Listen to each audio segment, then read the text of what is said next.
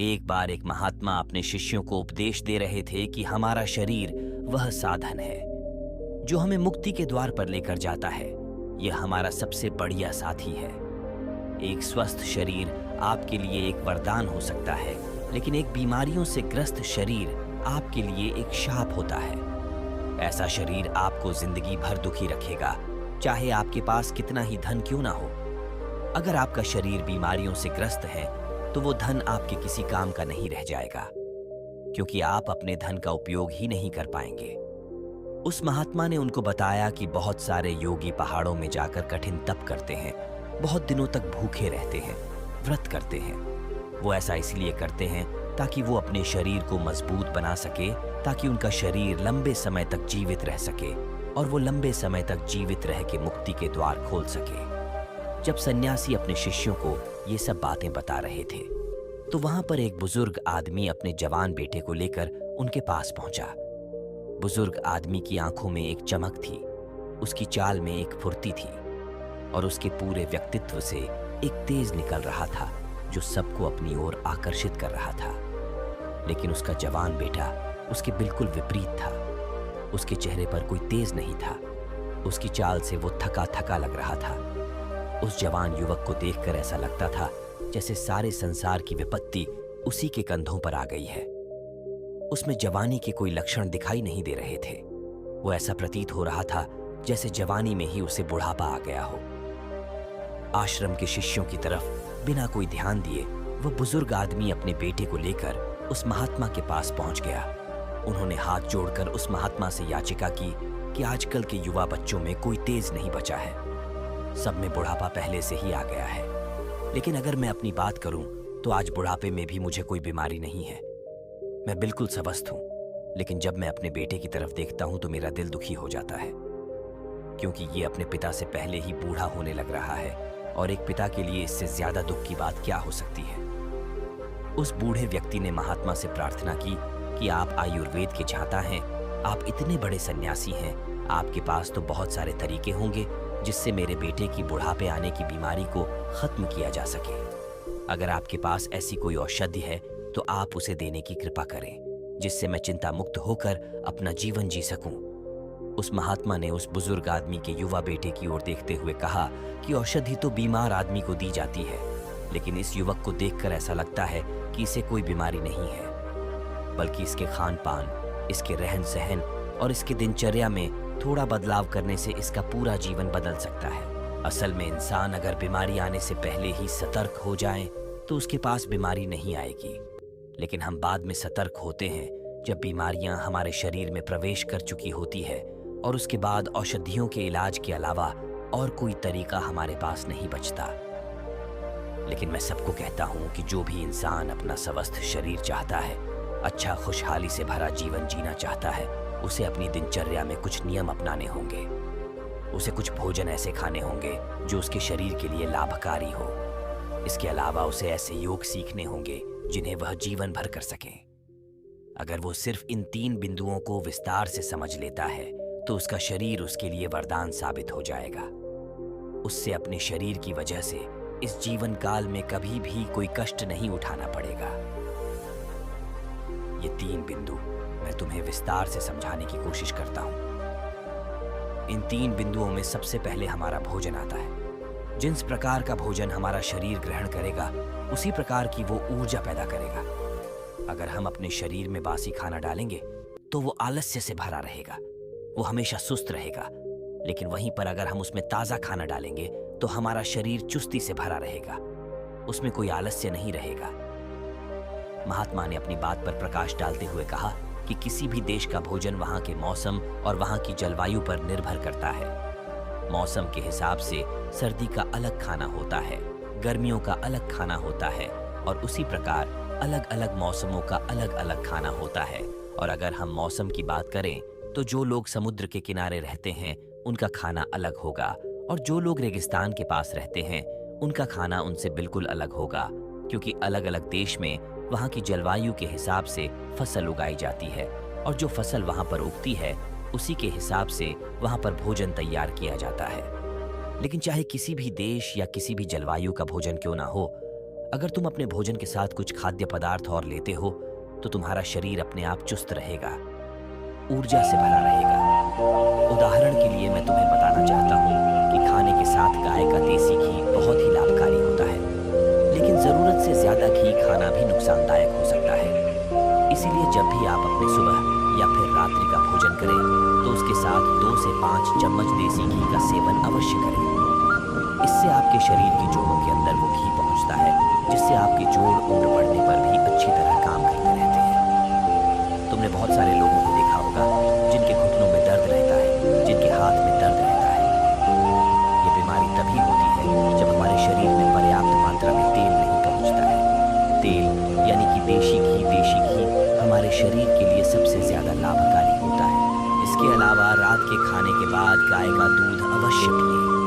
गाय का दूध भैंस के दूध से ज्यादा बेहतर होता है, क्योंकि गाय के दूध से हमारा दिमाग तेजी से काम करता है, उसकी कार्य करने की क्षमता बढ़ती है, शरीर में चुस्ती बढ़ती है। उस महात्मा ने आगे बताया कि सुबह सुबह तुम्हें भरपेट खाना खाना चाहिए, क्योंकि वो खाना दिन भर काम करने से हजम हो जाता है।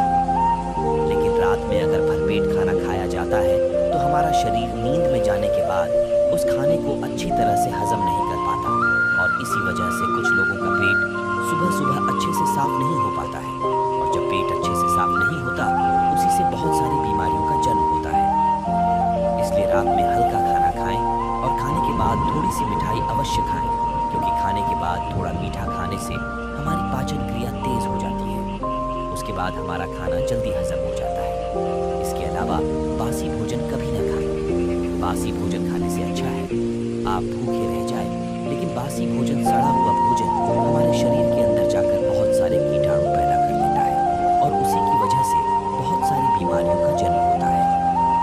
महात्मा ने अपने सभी शिष्यों को चेतावनी देते हुए कहा कि हफ्ते में कम से कम एक दिन बहुत ही हल्का खाना जरूर खाएं, या हो सके तो व्रत रख सकते हैं, क्योंकि 20 दिन खाना खाने से या कम खाना खाने से हमारा कोई ज्यादा नुकसान नहीं होगा, लेकिन फायदा यह होगा कि हमारे पाचन तंत्र को एक दिन के लिए आराम जरूर मिल जाएगा।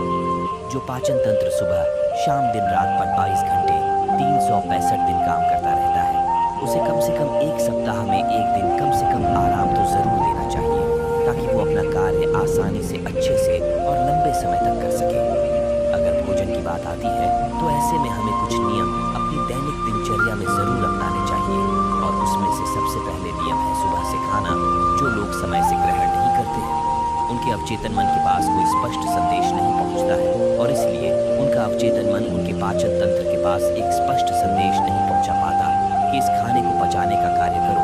और वहीं पर दूसरी तरफ जो लोग समय से भोजन करते हैं तो उनके अवचेतन मन के पास एक स्पष्ट संदेश पहुंचता है कि यह समय खाना खाने के लिए बना है, और इसलिए उनका वो चेतन मन उनके पाचन तंत्र को पचाने के कार्य में लगा देता है। हम सबको पता है कि हमारा अवचेतन मन स्पष्ट संदेशों में काम करता है। अगर हम उसके पास स्पष्ट संदेश भेजेंगे तो वो हमारे शरीर को ठीक करने में अद्भुत कार्य करेगा। दूसरा नियम जो शरीर को स्वस्थ बनाने के साथ साथ उसे बलशाली भी बनाता है, वो है अपने शरीर की अच्छे तेल से मालिश करना। कम से कम सप्ताह में एक बार अपने पूरे शरीर की अच्छे तेल से मालिश जरूर करें। उससे हमारी त्वचा के जितने भी अणु खत्म हो चुके हैं या मरे हुए अणु हैं, वो त्वचा से दूर हट जाते हैं, और हमारी त्वचा में एक नई फुर्ती, एक नई ताजगी पैदा होती है, और वो ताजगी हमारा आलस्य खत्म कर देती है। शरीर पर अच्छे तेल की मालिश करने का एक और फायदा होता है, उससे हमारा शरीर आकर्षक बना रहता है, हमारा शरीर युवा बना रहता है। अगला नियम आपके जीवन से तनाव को पूरी तरह से गायब कर सकता है। इस नियम का जो भी पालन करता है उसके पास बीमारी दूर दूर तक नहीं बढ़ती। वो नियम है समय से सोना और समय से जगना। आपको यह नियम बड़ा ही साधारण सा लगा होगा। आपको ये लग रहा होगा कि इस नियम के बारे में तो हम सब जानते हैं, लेकिन समय से सोने और समय से जागने के अद्भुत फायदे हैं। अगर आप यह जान लेंगे तो विश्वास मानिए आप अपने आप ही इस नियम का अनुसरण करने में लग जाएंगे। अगर आप समय से सोने और समय से उठने के चमत्कारिक फायदे जानना चाहते हैं तो आप नीचे कमेंट कर सकते हैं, हम उसके ऊपर भी वीडियो बना देंगे। इसके बाद अगला नियम बताते हुए उस सन्यासी ने बुजुर्ग आदमी को सावधान करते हुए बताया कि अगर कोई आदमी अपने परिवार और अपने बच्चों के साथ समय व्यतीत नहीं करता है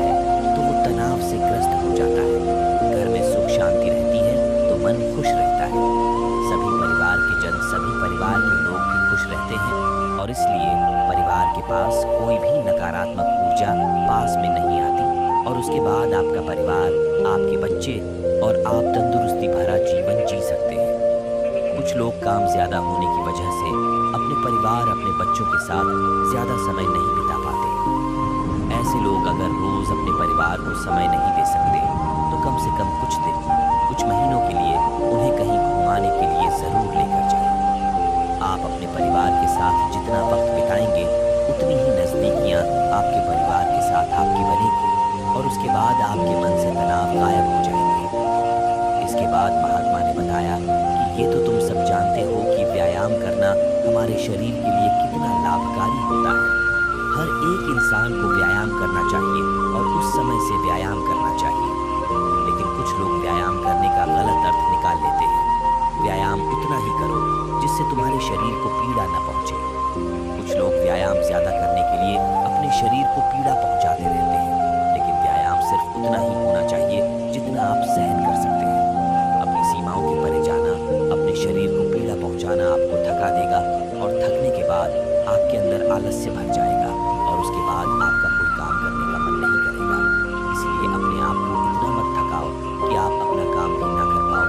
और व्यायाम करने के साथ साथ एक नियम और अपनाना चाहिए और वो नियम है ध्यान का नियम। ध्यान करने से हमारा दिमाग और हमारा मन एकाग्र होना सीखता है।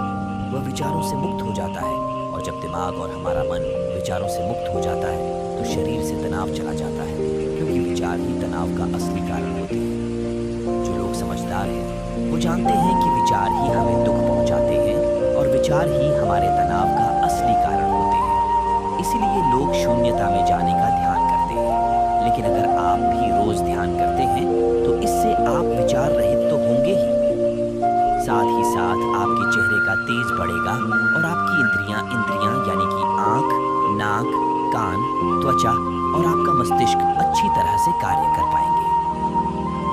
भोजन और नियम के बारे में विस्तार से बताने के बाद उस महात्मा ने योग के बारे में बताना शुरू किया। उन्होंने बताया कि कुछ योग ऐसे होते हैं जो हम अपना काम करते करते अभ्यास कर सकते हैं और उनका अभ्यास करने से हमें चमत्कारिक फायदे मिलते हैं। एक योग जो सबसे ज्यादा लाभकारी होता है और जिसे करने के लिए अलग से समय नहीं निकालना पड़ता। आप कोई भी काम करते हुए उस योग को कर सकते हैं और वह योग है गहरी सांसें लेना। जब भी आप सांस लेते हो तो अपनी नाभि से सांस लेने की कोशिश करें। सिर्फ छाती में सांस भरकर या अपने कंठ में सांस भरकर ना छोड़ें। न अभी तक सांस को जाने दें और नाभि से ही सांस को आने दें। उसके बाद आप अपनी सांसों के साथ एक संबंध स्थापित कर लेंगे। जीवन का रहस्य ही सांसों में छुपा हुआ है और जितनी गहरी आपकी सांसें होंगी उतना ही गहरा आपका ध्यान होगा। और ये योग हम कोई भी काम करते हुए कर सकते हैं। मान लीजिए कि तुम कोई भी काम कर रहे हो तो उसमें एक गहरी सांस लेने में तुम्हें कोई भी अड़चन नहीं होनी चाहिए। उसके बाद अगला योग समझाते हुए सन्यासी ने बताया कि जब भी तुम सोने के लिए जाते हो तो हमेशा याद रखना कि तुम योग निद्रा में जाकर नींद ले सको, क्योंकि योग निद्रा की नींद अगली सुबह तुम्हारे लिए ताजगी भरी लेकर आएगी। आखिरी योग बताते हुए महात्मा ने बताया कि एक योग जिसके लिए तुम्हें अपना थोड़ा सा समय देना होगा, लेकिन थोड़े से समय के बदले उसके फायदे बहुत लंबे होंगे, वो योग है अपनी इंद्रियों के लिए। योग तुम्हारी इंद्रियां जो होती है वो जिंदगी भर तुम्हारा साथ निभाती है।